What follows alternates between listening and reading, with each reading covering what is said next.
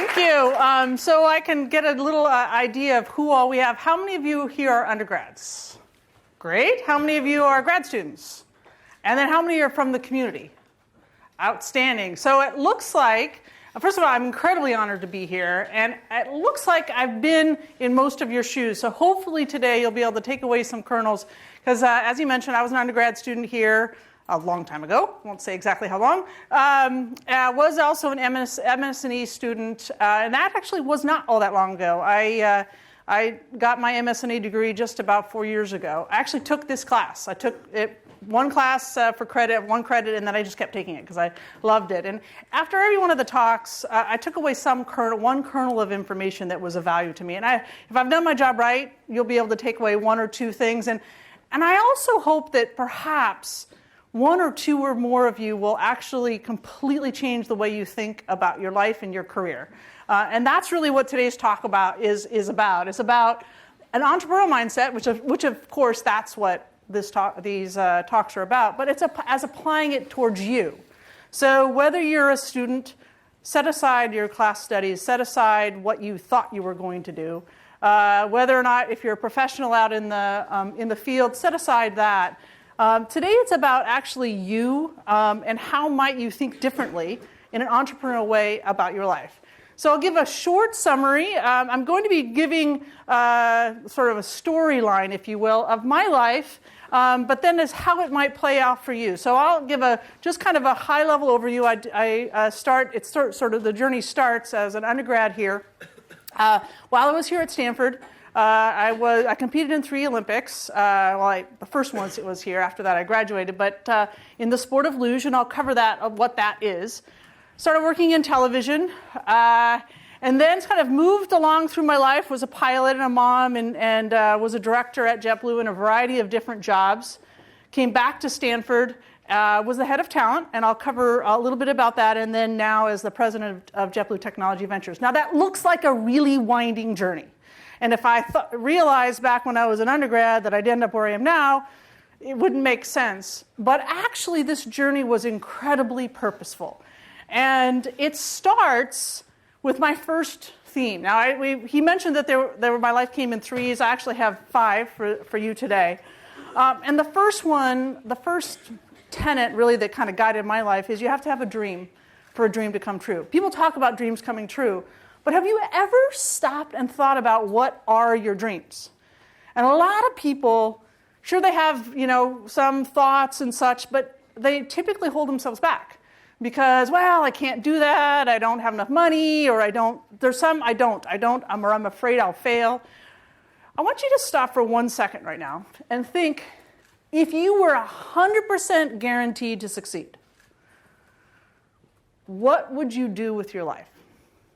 10 years from now, 30 years from now, pick one thing, one dream, that if you were 100% sure you were going to succeed, what would it be? And hold that thought. Don't worry. You don't have to tell anybody next to you. But we're going to be coming back to that for a second. Because for me, my journey actually started, I was in high school, and a person came and talked to us in a classroom just like I'm talking to you. And this gentleman, his name was John Goddard, when he was 14 years old, he came up with a list of 127 things he wanted to accomplish in his life. Crazy things. Some of these things here, go to the moon, land an aircraft carrier, when he was 14 years old and he had no money. This is his actual list of what they were. And he said to us, you need to come up with your list of what you want to accomplish with your life. I happened to be 14 at the time. And I thought to myself, I can't think of 100 things to do. But I was kind of looking at his list, and I thought it was pretty intriguing. Things going to the moon, and then climbing Kilimanjaro, and then Mount Baldy. Now, for those of you who happen to be in Californians, Mount Baldy is a little mountain in Southern California, which is where I grew up. So I thought it was pretty cool that this world explorer wanted to climb the mountain that we lived on as one of his 127 goals. But it also does put it in perspective a little bit. So I grew up in this little tiny town, very little money, Little Red Schoolhouse, that really is my school. And single mom, we were on public assistance. We didn't have an internet, we didn't have a library there, we didn't have any of that kind of stuff. But what I lacked in resources, I had an imagination. And when you're young, you don't think of obstacles. And so I thought, well, I can't think of 100 things to do, but I could think of 5 things. And this is my actual list that I wrote when I was 14 years old. Now, putting it in context, so going to a good college, I think that's something pretty normal for a kid who's in high school. But to go to the Olympics, now where did that come from? Well, it happened to be an Olympic year, and I was watching the Olympics on TV, and that might have been what inspired me. Now, again, I'm going back many years, so I can't exactly remember what was going through my mind. But at the time, so I was watching the Olympics, and it was on ABC TV, and so I thought, well, I want to be a TV commentator. And I want to become a pilot.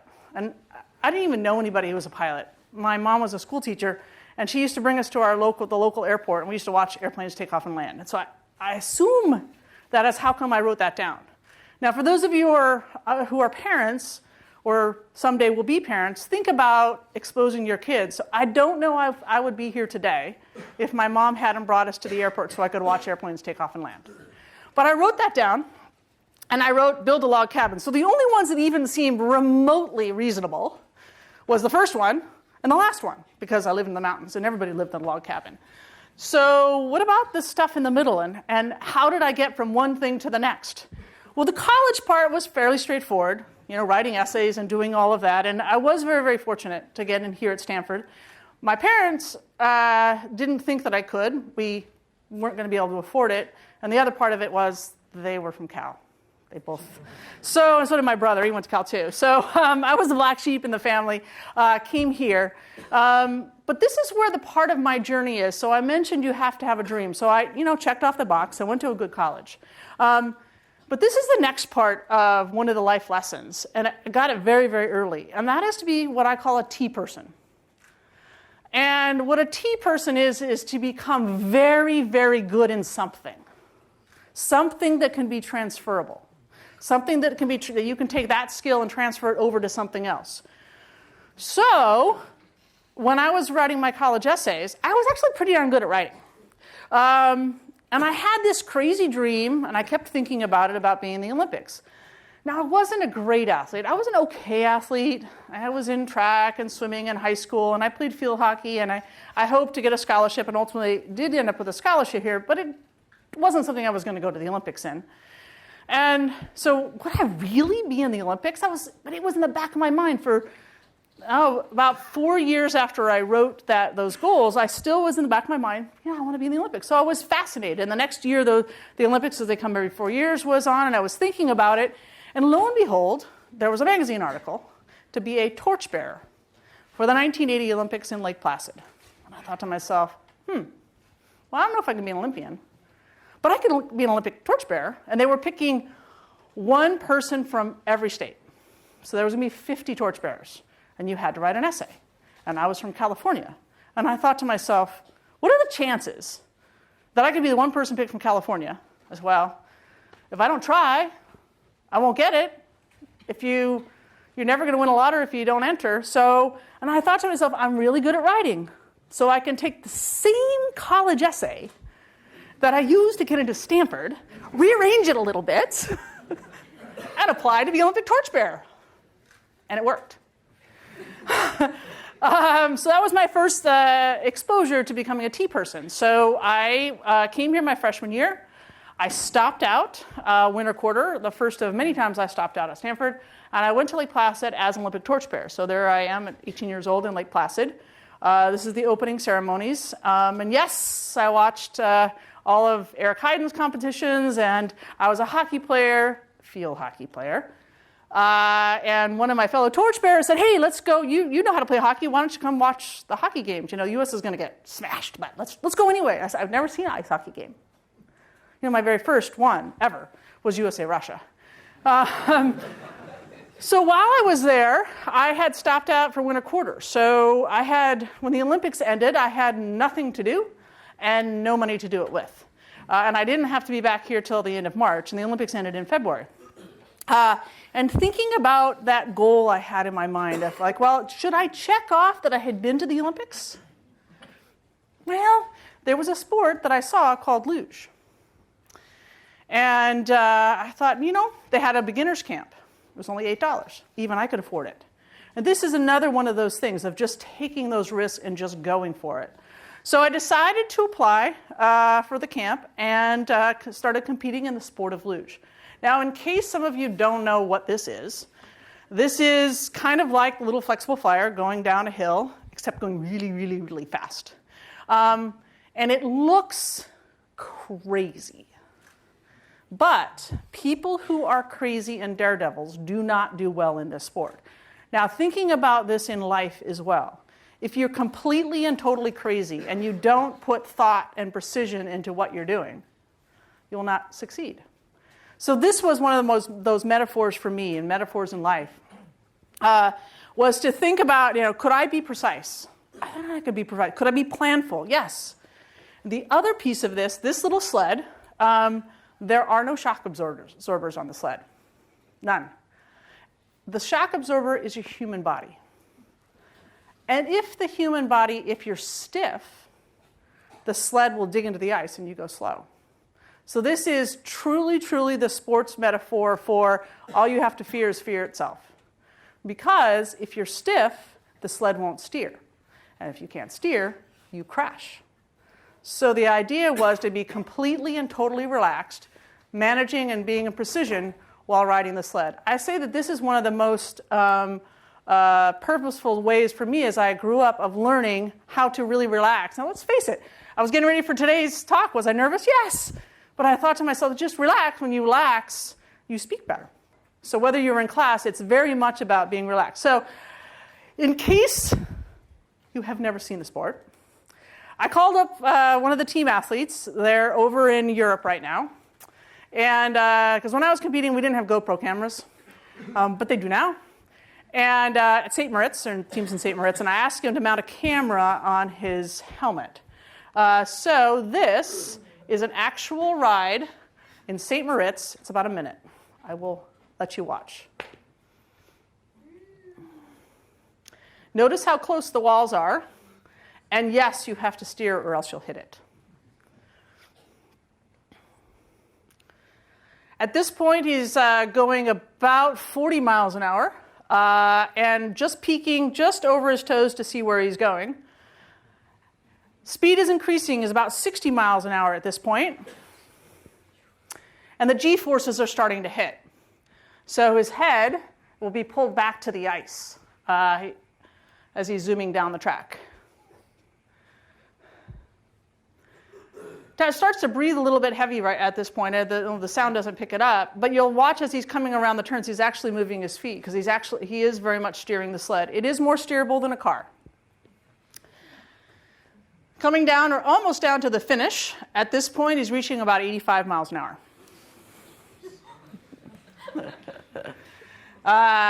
This is about 4 Gs through that turn.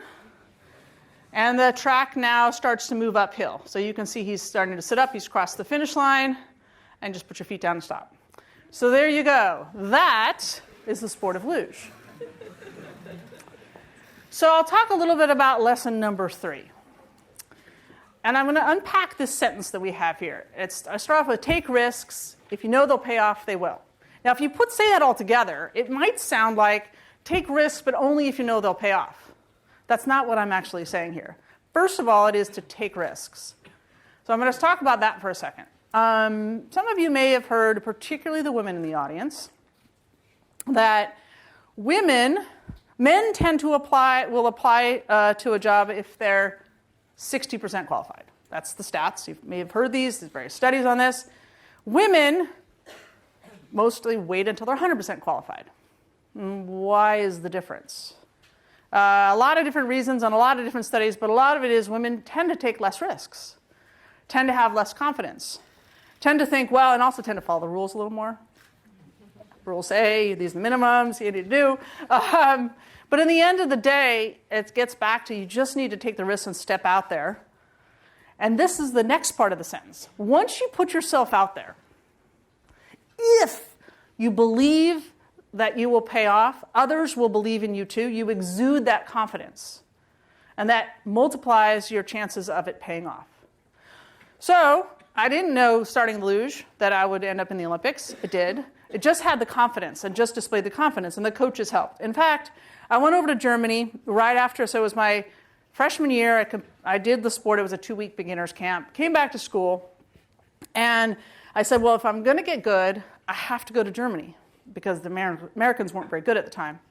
And so bought a ticket to Germany the following fall, stopped out from Stanford again. It took me 7 years to get through my undergraduate degree because I kept stopping out.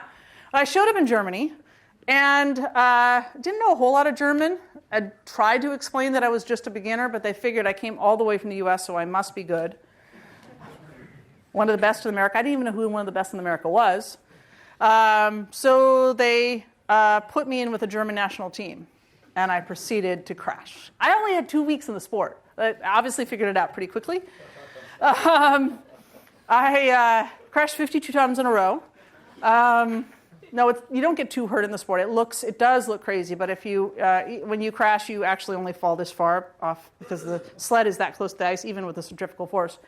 But I was so determined, and the coaches had mercy on me, or else I would kill myself, they thought. But I had the confidence, and I wasn't going to leave. And because of that confidence, they kept coaching me. And by the time I finished that 3 months, I came back and became the best in the US. So it really is around that confidence. And it begins to pay off. So this is where we start getting into the career moves. So as I mentioned, one of my goals, so I ended up competing in the Olympics in 1984 in Sarajevo, Calgary, and Albertville. And one day, I was just about to graduate finally from Stanford. And the local TV station, ABC News, KGO up in San Francisco, came to interview and said, so what are you going to do when you graduate? Now, I was majoring in communication with a focus in broadcast journalism. Why? Because I had written when I was 14 years old that I wanted to work for ABC TV. Also because I couldn't take Physics 51 because I was always gone winter quarter. And I couldn't get a waiver from it. I think it's still called Physics 51, engineering, and I wanted to be a civil engineer, but I couldn't do that one. So I majored in communication because you didn't require Physics 51. But I'm standing there in front of the camera, and the guy says, what are you going to do when you graduate? And I said, I want to work for ABC TV. Will you hire me? And he said, sure. No kidding. He was a Stanford grad. And he said, why don't you cover some stories? Because this was in 87, I was just headed to the 1988 Olympics. And they would allowed athletes to do stories. So I was going to file some stories from Calgary. So I just sort of reached out and did it. Now, I could have completely failed. But fortunately, he liked the stories, and the KGO liked the stories. So as soon as I graduated, they hired me full time. So I worked in San Francisco for ABC TV. And I enjoyed it. I was in the evening news doing everything. I did sports, everything but football, baseball, basketball. And so covered recreational sports and Olympic sports and all that kind of stuff. And while I was there, I started thinking about flying. Why? Because I wrote the dome when I was 14 years old. So I went down to the Palo Alto airport. I didn't know anything about aviation whatsoever. I just knew that I wanted to try it out. Was not thinking about being an airline pilot. Was in my career. My career was in television. So I simply went because I wanted to learn how to fly. Now, I suppose if I thought about it and said, well, I want to be an airline pilot. Oh, I can't be an airline pilot because there aren't very many female airline pilots, and that'll be really hard. I probably would have done it more because I just like to knock down barriers. But I literally just went to learn how to fly. And it's one of those things I tell people now. If you leave today and you write down that you want to learn to fly as one of your goals, I just tell you, go to the airport, take 3 lessons. After 3 lessons, you'll know if you want to continue it. 3 lessons. The first lesson is pretty scary. It's all these dials and gauges. But over time, so I took my 3 lessons, and I learned, and that's Cessna 152, Palo Alto. And I remember getting in the cockpit, on the one on the left, picture on the left, thinking it is so confusing. So many dials and gauges. But I became so passionate about it. And I actually began thinking about becoming an airline pilot. while I was at the TV station. Now, this is one of those other career moves and career things to think about. You can do some things in parallel. Because if you do some things in parallel, it does de-risk it a little bit.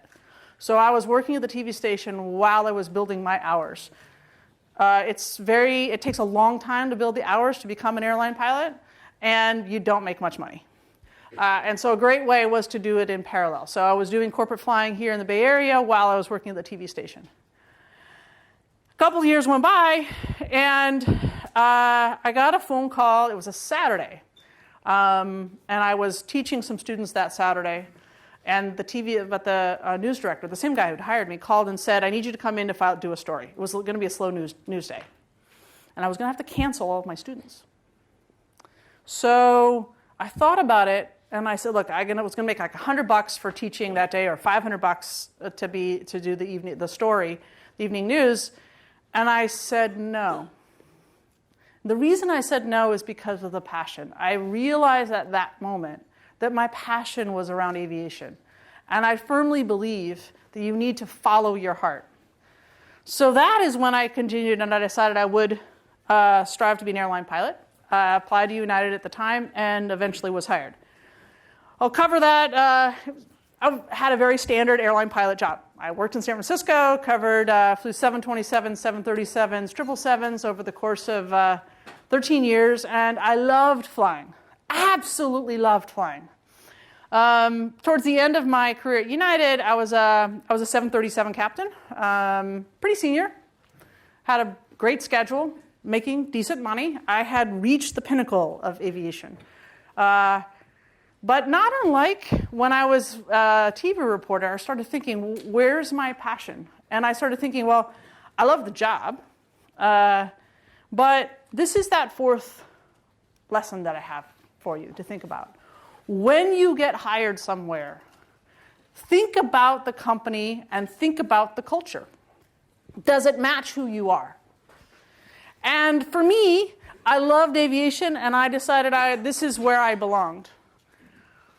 But the culture where I was didn't exactly match what I wanted to do. Now, and I'm not saying that a culture is good or bad, because you can think of culture in terms of countries. You can think of culture in terms of parts of the country, East Coast versus West Coast. I'm a West Coast person. That is also part of my culture piece, which was also a bit of a challenge because where I ended up was on the East Coast, but ultimately I ended up back here on the West Coast.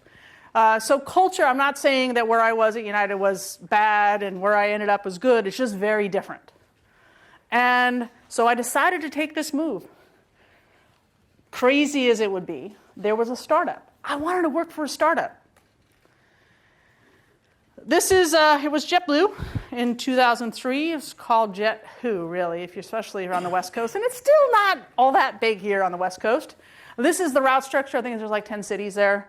It says San Francisco was really flying to Oakland. So I became an Airbus first officer. It was an enormous pay cut to go from a senior captain at United to a junior first officer at JetBlue. And people said, once again, you're crazy. But I believed if life is more than a paycheck, and when I went to JetBlue, the part of it was I wanted to do more than fly. I wanted to fly airplanes. I still fly airplanes. I'm still an active captain for JetBlue. But I wanted to do something more. And that wasn't possible at a previous employer, what it was at a startup, because at a startup you get to do all kinds of things. And this is where I started forming my thesis around career. And this will be one of those things I want you to think about. Finding the perfect job. So as I mentioned, culture is like table stakes. And that's something that a lot of people don't think about. For example, if you're looking for jobs and you think of going to Facebook or you go Google or Apple, all three of those companies are fabulous companies. All three of them have completely different cultures. So I'll ask you, what are you? Are you more of a Facebook person? Are you more of an Apple person, more of a Google person? And it doesn't say that you're good or bad or any of those. It's just figure out what that culture is. So that's the table stakes. The next piece is what I'll call the need. That's the job. You're being hired for a job. What is that job? So the company needs you to do something. The passion, and I've covered that a lot. Are you passionate about it? And then the third piece is skilled. So the perfect job is one where they actually need you, there's a job available. you're passionate about it, you're skilled for it, and it's the right culture. So when I started thinking about this, and I'm at JetBlue and I'm flying airplanes, and I'm doing a bunch of different projects, and I'm starting to move up in the company, and I started thinking to myself, do I really have all the skills that it takes to move up to whatever my place of potential at this company is? And I sat back and I looked at the aviation industry, the airline industry in particular. And it's a little bit spotty. And part of it is because people who end up in the senior leadership of an airline tend to, although not always the case, tend to either grow up through the industry and don't have a solid business background, or have a very solid business background but don't grow up in the industry. And I didn't want to be one of the first ones where I grew up in the industry but didn't have a business background. I didn't even know how to use Excel. I'll admit it. I used it as an address book. I couldn't even add 1 + 1 in Excel. And here I was 40-something years old, moving up in a company. I said, I need to take a pause, a career break, and I need to go back to school. So, and it's on the West Coast. Yes. So came back to Stanford to the business school. Took some time off from work. Lived in Escondido Village.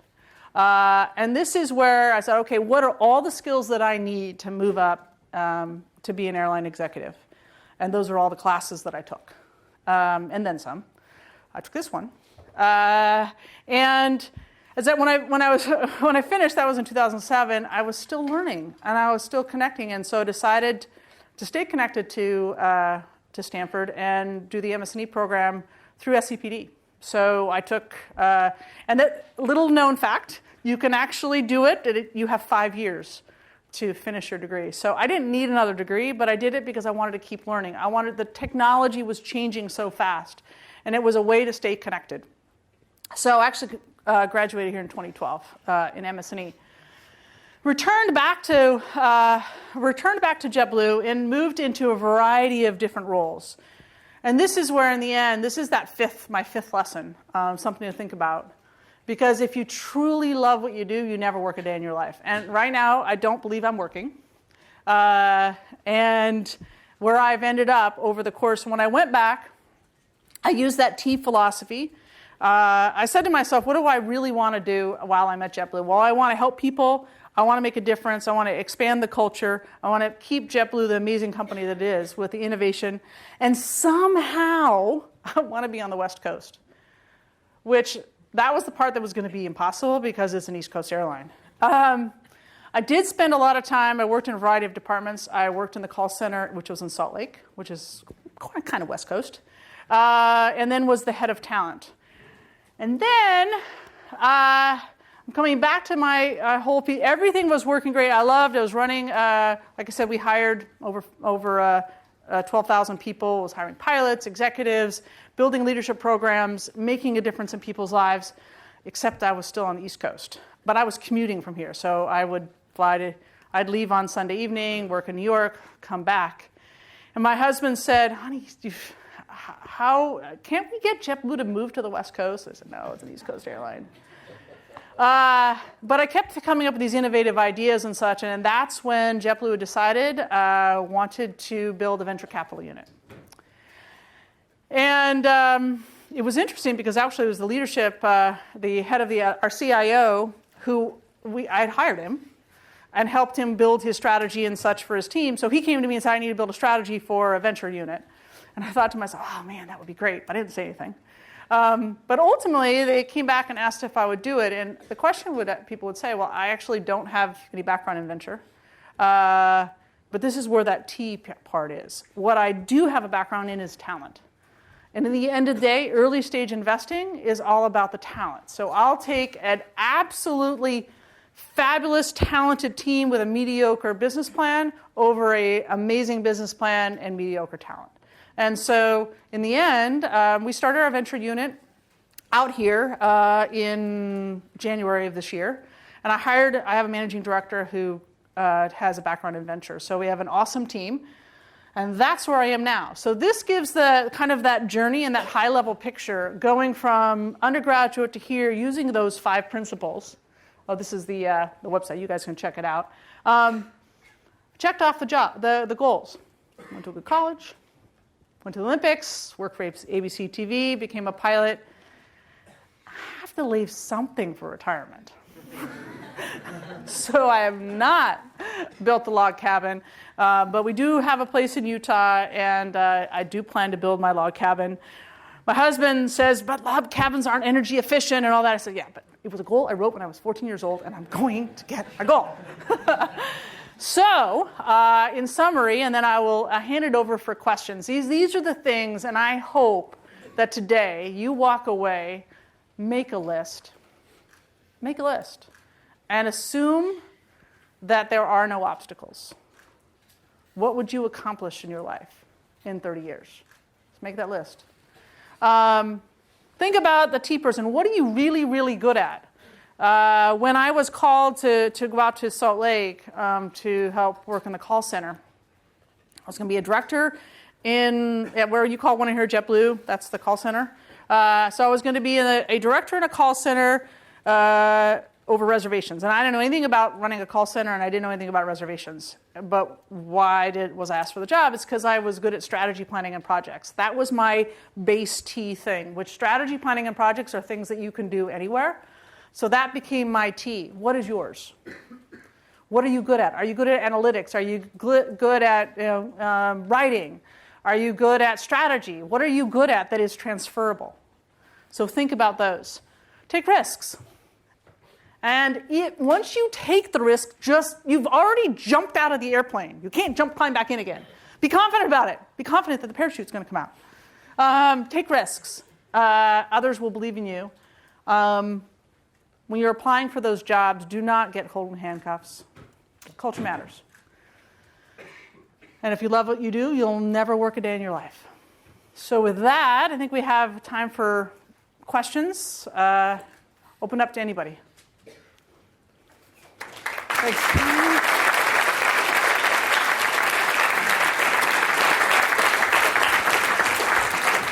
Yes. Yes. What kind of technologies is JetBlue investing in right now? Oh, great question, especially for those of you who are entrepreneurs and with startups. So what we do is think about, what? Oh, yes, I'm repeating the question. So the question was, what kind of technologies does JetBlue Technology Ventures invest in? So a little bit about JetBlue Technology Ventures. So there is the word technology in there. So that gives it a little bit of guardrails. So we don't invest in things that are product, like seats or airplanes or those kinds of things. Things that are basis of technology, and typically things that are capital light. So not things, but more of the software type of things. But it's everything from the moment you think a person would want to travel till they go and come back and say, wow, that was amazing. So everything on the customer-facing side, so magnificent customer service, things like biometrics, how do you walk through the airport, and everything is amazingly simple, and TSA already knows who you are, and you don't have to pull out all your ICE licenses and that kind of thing. To service delivery, so AI, bots, those kinds of things. When you think about our call center right now, if you actually want to contact JetBlue, you have to call 1-800-JetBlue. We do not do chat, Messenger, WhatsApp, any of those, but all of you do. And all of you, I hope, will fly on our airline. So we want to, we're working on those types of things. Also maintenance operations. So we think of machine learning, predictive analytics for maintenance operations and how to optimize the operation from scheduling to maintenance to resource planning. Revenue, ancillary revenue things, and next generation regional transportation. We have a thesis that short-haul travel, 600 miles or less, over the next 10 years will not be on big jets. They will be on other things. Could be Hyperloop, could be autonomous pods, could be electric aircraft, could be who knows what it'll be, but you will not drive all the way up to San Francisco, take an hour and a half to go through the airport, to fly an hour, to go an hour and a half through LA when you could get there some other way faster. So those are the areas and the technologies that we are investing in. Yes?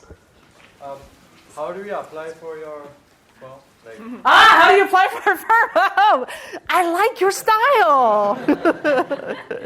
Now, JetBlue Technology Ventures is small.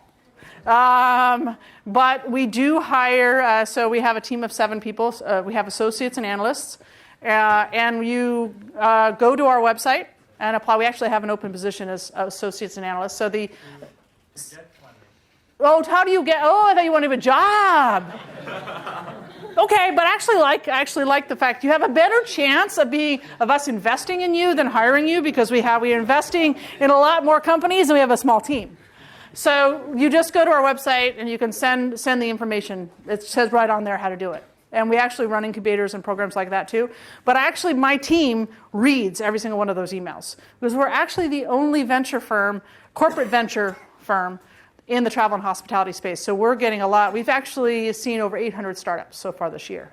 But there are several that literally came in straight. Normally venture firms you don't get a whole lot of interesting things coming just straight cold from the email. This mostly comes from referrals. But for us, we've actually found a lot of interesting things just straight from us. So that's what you do. Thank you. Yes? If you were to write 6th item in your list, what it will be? If I were to write the 6th item on my list, what would it be? Well, I've actually done it. And it is something that I'm very passionate about. And it is about education. So I won't say I haven't done the goal yet, but I've written it down.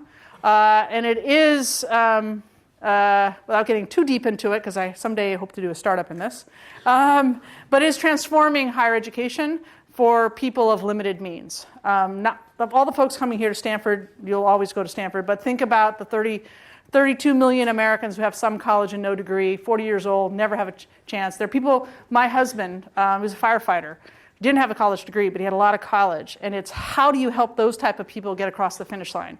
So we're doing a program at JetBlue that I started that we're carrying forward to help our crew members get a college degree, the pilots, the flight attendants, the gate agents, and then taking that and transforming that across to the Walmarts, UPS, and all of that. So that's my passion.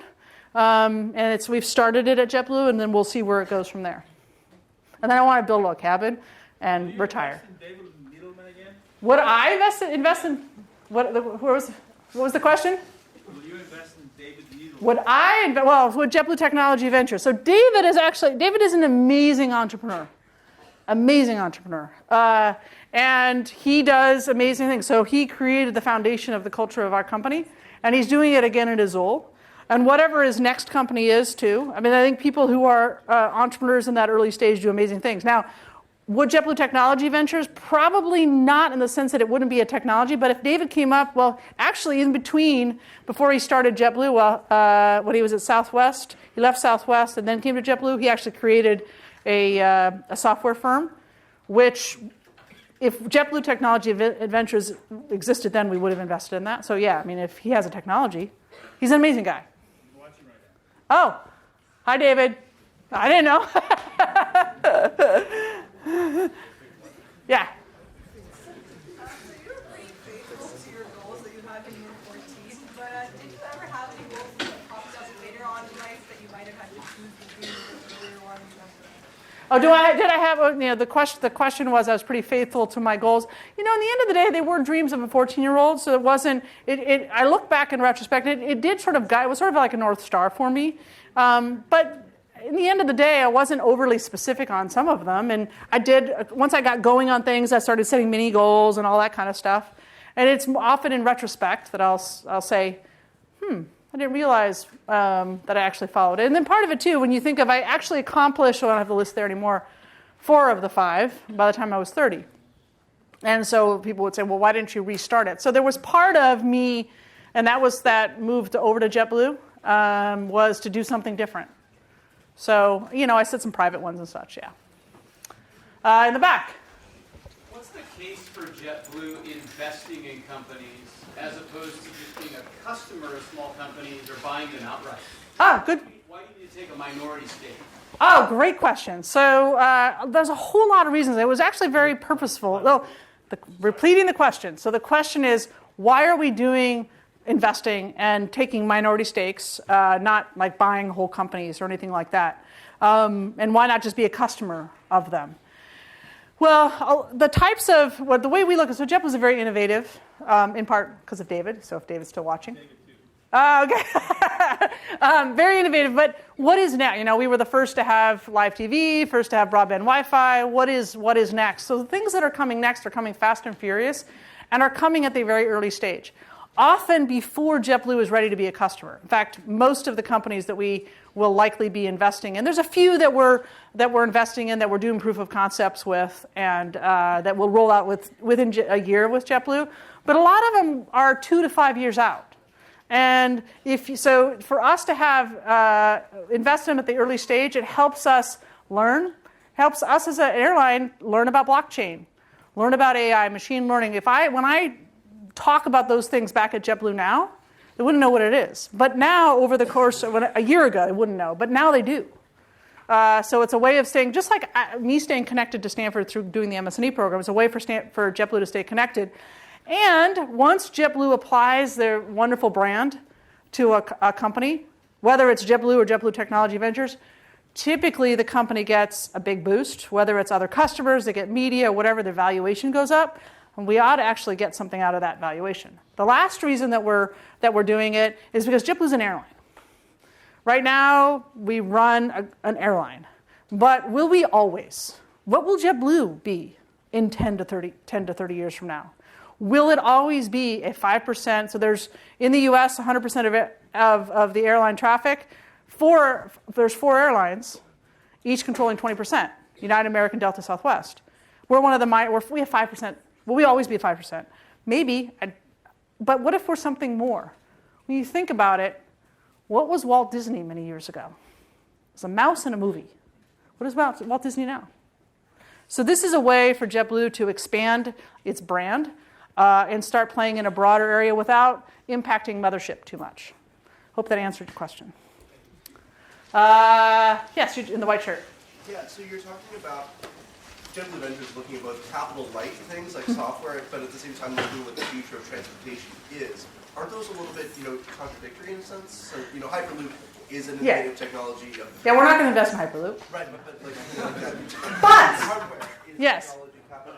Hardware is inherently capital intensive. Yes. So hardware. So yes. Repeating the question. Thank you, Robbie. The question is, why are we so focused on capital light? And aren't we going to miss the boat? I'm paraphrasing here. Why are we going to miss the boat by not doing some of the capital intensive things, particularly when we start thinking transportation, the transformation of transportation? So, for example, Hyperloop. Hyperloop, pretty capital intensive. Doubt we'd ever invest in that. Certainly not JetBlue Technology Ventures. Might, JetBlue. I don't know. Doubt it.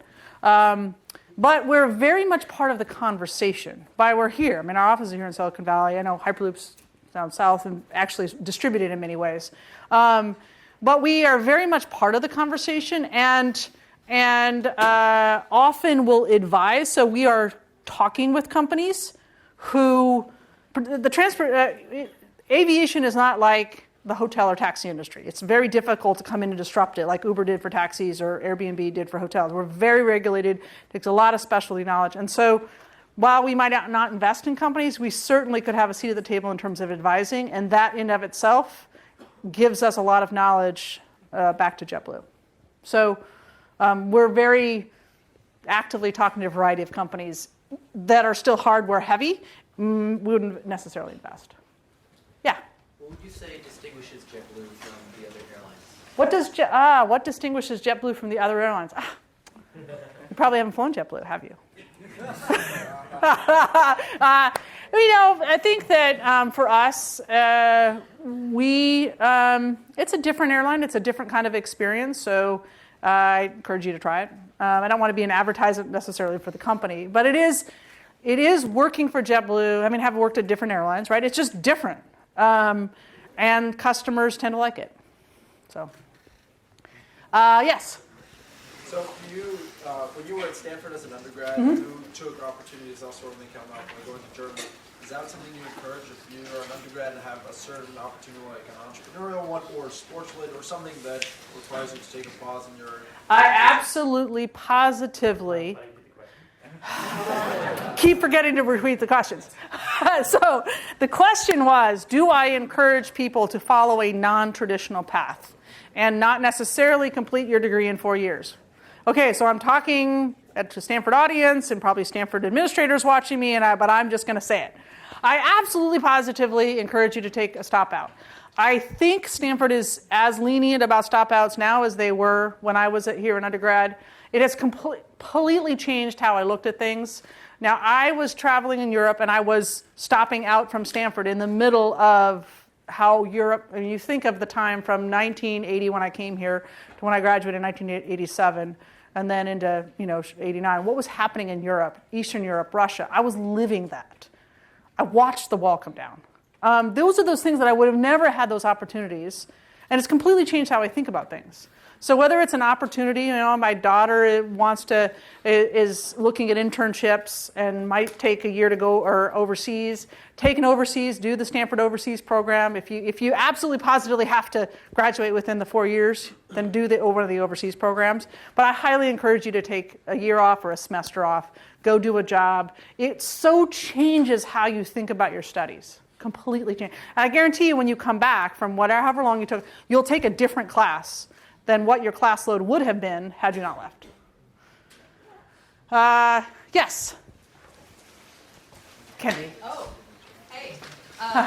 Yes, I actually know a few people here. I didn't realize you were there. Yeah. You say you value talent, so what do you look for when you say Oh, yes, I value talent. So one of my very favorite, so you saw the question was, since I know talent, what do I look for in talent? And yes, I've done lots and lots and lots and lots of interviews. I've read, I don't know how many thousands of resumes. So we'll start on the resume. It is really important. People who are in recruiting, and I was in recruiting, average time looking at a resume is 10 seconds. I call it 10 seconds to 30 seconds to 5 minutes, right? 10 seconds, I will decide in 10 seconds if I'm going to spend another 30 seconds. I'll spend 30 seconds to decide if I'm going to spend 5 minutes and really kind of think about the person and move them into the next folder for an interview. Really, and this is where those activities make such a difference. It will separate you. So then let's say you get an interview. One of my absolute favorite interview questions, and it always throws people off, I ask them, what was your favorite class in college? And they have to think about it for a second. And the reason I ask that question is because I want to know to their core, what are they interested in? I see what do their eyes light up. And if they weren't at college, I ask them what was their favorite job and why. All I want to know is what's their passion. And if it's something that's totally unrelated to the job, then I'll ask, why are you applying for this job? And then we'll see if their eyes light up. So it's all about I'm looking for passion in their eyes. If that answers your question. Yes? For somebody who didn't make a list when they were 14. Make one now! or it's still not sure what their passion is, what advice can you give? Yes! And so finding your passion. So the question was, if you didn't make a list when you were 14 and you're not really sure what you want to do, now I will, by the way, when I came to Stanford, I said I was going to be an engineer. I didn't put that on my list specifically, but I came here to be an engineer.